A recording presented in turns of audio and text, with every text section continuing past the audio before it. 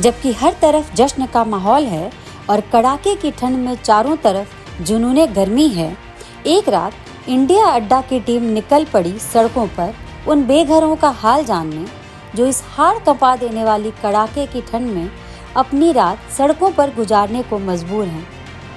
हमने देश के कई शहरों में सड़कों पर जाकर पड़ताल की और इस दौरान बस अड्डों, रेलवे स्टेशन, सड़कों और पुलों पर जो देखा उसे देखकर मुंह से बरबस ही निकल आया कि गुर्बत की तेज आग पे अक्सर पकाई भूख खुशहालियों के शहर में क्या कुछ नहीं किया। सही सुना आपने, चाहे बड़े शहर हों या छोटे, हर जगह बेघरों का हाल ऐसा ही है। हमें रात 11 बजे कड़कड़ाती ठंड में 4 बच्चे भी मिले जो रेलवे स्टेशन पर सोने की जगह तलाश रहे थे। पूछने पर इतना ही कहा कि कोई हमारा घर है क्या जो सोने जाएं। हमारा पहला पड़ाव दिल्ली का आनंद विहार बस अड्डा था। हम यहाँ पड़ताल करने तो कुछ और गए थे, लेकिन कूलियों का हाल देखकर वहीं ठिठक गए। एक छोटा सा कमरा और उसमें 72 लोगों के सोने की व्यवस्था। हम ज़्यादा क्या बयां करें, तस्वीरें ही आपको इनका हाल बयां कर देंगी। गद्दा नहीं, गत्ते पर सोते कुली एक पतले से कंबल में रात गुजारने को मजबूर। यहीं हमें एक ऑटो वाले भी दिखे जो हर रोज़ इसी ऑटो में अपनी रात गुजारते हैं। आप देख सकते हैं कि वह कैसे सिकुड़ कर सोए हैं। मेरे को 25 साल हो गई। 25 साल 98 पहली जनवरी से। अच्छा, ये इस तरह का घर कब से मिला रहने को? ये तो उधर पल्ली तरफ रूम बना हुआ था, वो मेट्रो काम चला तो तोड़ के उसको इन्होंने यहाँ दे दिया। यहाँ से जब इंडिया अड्डा की टीम कोहरे से भरी रात में आनंद विहार रेलवे स्टेशन पहुंची तो वहां हमसे पार्किंग गार्ड रवि ने कहा कि खुले आसमान के नीचे पेट की आग बुझाने के लिए रात ड्यूटी करने को मजबूर हैं। अब उन्हीं की कहानी उनकी जुबानी सुनिए। क्या नाम है भैया? रवि। तो रवि जी, आप यहाँ पे नाइट में गार्ड की ड्यूटी करते हैं, पार्किंग की, तो रात भर ऐसे ही रहते हैं? तो ठंड नहीं लगती? ठंड तो लगती है सर जी। तो पार्किंग वाले क्या कोई शेड वेड नहीं दिए हैं कि जिसके नीचे बैठ जाओ? नहीं, कुछ नहीं। और कंबल वम्बल भी नहीं रहता आपके पास? कम्बल है पर सर जी ड्यूटी है तो ड्यूटी तो बाहर ही से रात भर ऐसे खुले आसमान में? जी सर। तबीयत खराब हो जाती होगी? बुखार आता है, दवाई ले लेते हैं सर जी। अच्छा। स्टेशन में एक मजबूर परिवार भी मिला।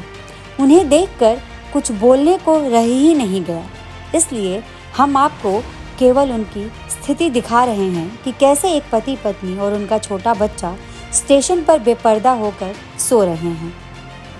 हमारी टीम जब अक्षरधाम की ओर बढ़ी तो हमें एक रैन बसेरा भी मिला। वहाँ रात गुजारने वालों का भी दर्द सुनिए।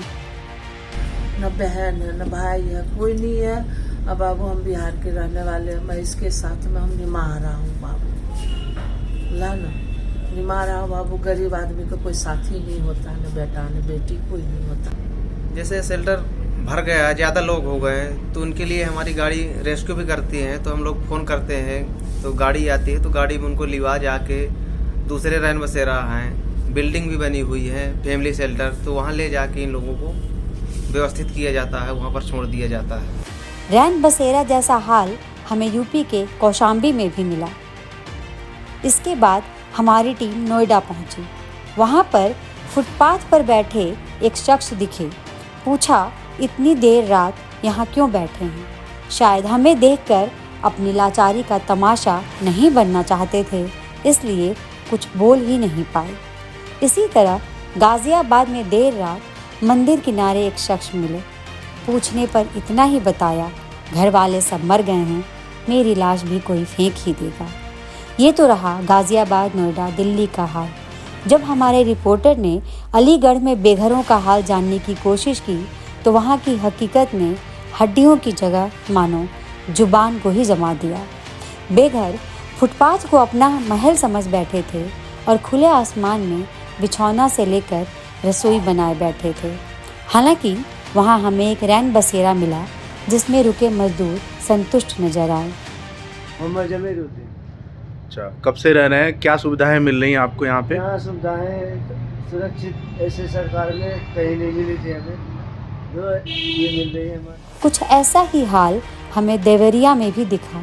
थक हार के मजदूर महिला और बच्चे ऐसे सोए थे जैसे लग रहा था कि बंद कमरों में बेपरवाह सो रहे हों। इस पूरी पड़ताल में हमने यही देखा कि सरकार की तरफ से रैन बसेरे के इंतज़ाम किए गए हैं, लेकिन वह नाकाफ़ी हैं और बड़े पैमाने पर बेघर कड़ाके की ठंड में सोने को मजबूर हैं। यह वीडियो अगर पसंद आया हो तो इसे लाइक, शेयर और हमारे चैनल को सब्सक्राइब ज़रूर करें। धन्यवाद।